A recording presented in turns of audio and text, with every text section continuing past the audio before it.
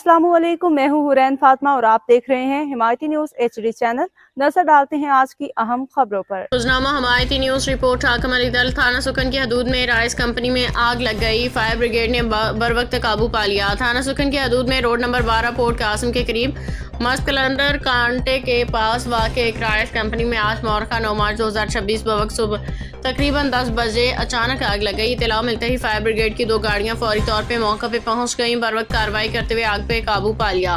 वाक़े के दौरान खुशकिस्मती से कोई जानी नुकसान नहीं हुआ। आग लगने की इत्तला मिलने पे पुलिस मौका पे फौरी तौर पे पहुंच गई और थाना सुकन की जानब से 2 पुलिस मोबाइल जाए वक़ा पे मौजूद रहीं। पुलिस के मुताबिक सूरत हाल को मुकम्मल तौर पे कंट्रोल में कर लिया गया है, जबकि वाक़े की वजूहात जानने के लिए मज़ीद निगरानी तहकीकात जारी हैं। मज़ीद अपडेट्स के लिए देखते रहें हिमायती न्यूज़ HD चैनल।